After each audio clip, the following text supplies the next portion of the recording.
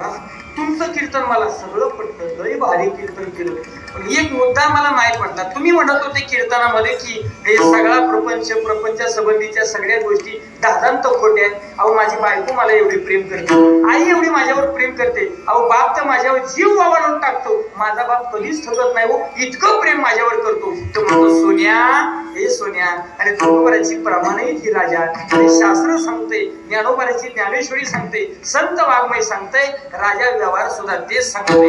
हा सगळा पसारा मृत्यूच्या शेवर पडल्याच्या नंतर दादांत खोट आहे, ते काही पटाना. म्हणून त्या साधूने एक विचार केला, म्हणला मला फक्त 6 महिन्याची दिवसाचे फक्त 2 तास मला दे जा, 6 महिन्यातले दिवसाचे 2 तास मला दे जा, ते पण सकाळचे. म्हणला काही हरकत नाही, तुला दाखवून देईन. मृत्यूच्या आशेवरती पडल्याच्या नंतर हा सगळा पसारा दादांत खोट आहे. म्हणून मी मगाशीच म्हणलं, काय म्हणतात ना, आमच्या डायऱ्या फुलेत, लोक आमच्यावर प्रेम करतात. अरे पागल झालास तू, लोक काय प्रेम करतात?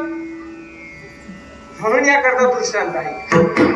तो म्हणला फक्त 6 महिन्यातले 2 तासाचा वेळ रोजचा मला द्यायचा, म्हणजे काय हरकत नाही.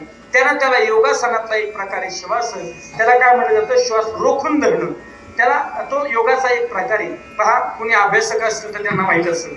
6 महिने त्याला त्यामध्ये तरबेज केला, आणि त्याच्यामध्ये तरबेज केल्याच्या नंतर 6 महिन्याच्या नंतर त्याला सांगितलं, म्हणजे एक काम कर, आता तू घरी गेलास ना कीर्तन ऐकून, 9 ते 11चं कीर्तन ऐकलं का घरी जायचं, तांब्यावर पाणी प्यायचं, झोपायचं, पण सकाळी उठायचं नाही. रोजचा उठण्याचा नित्यनेम कितीचा आहे? म्हणले 5चा. 5 वाजले तरी उठायचं नाही. तो म्हणला मग किती वाजेपर्यंत झोपायचं? म्हणले जोपर्यंत लोक बोंबलत नाही तोपर्यंत उठायचं नाही. तो म्हणला अहो लोक फोन लावतील, लावू दे ना, अहो लोक येतील, येऊ दे ना, अहो लोक मला उचलतील, उचल, अहो लोक मला नेतील, अरे नेऊ दे ना, मी येतोय ना राजा. आंघोळीच्या टायमापर्यंत बरोबर या बरं का. साधू म्हणले तू काही टेन्शन घेऊ नको, सकाळी 5ला उठायचा नाही, नित्याना मंडळी उठलाच नाही. 6 वाजले, 7 वाजले तरी उठला नाही.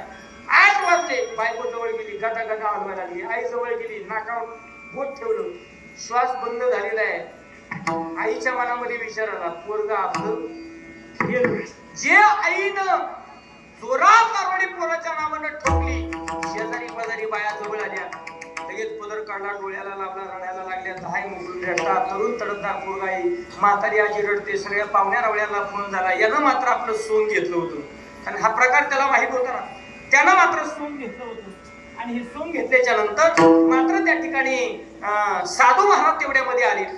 त्या पोराला घराच्या बाहेर रांगोळीला काढायला साधू महाराज तिथं आले. साधू महाराज जसे आले का, ऐका, प्रसंग मंडळी असा घडावा काही एखाद्या माता मौलीच्या जीवनात असा प्रसंग यावा, येऊ नये बिचारीच्या, आला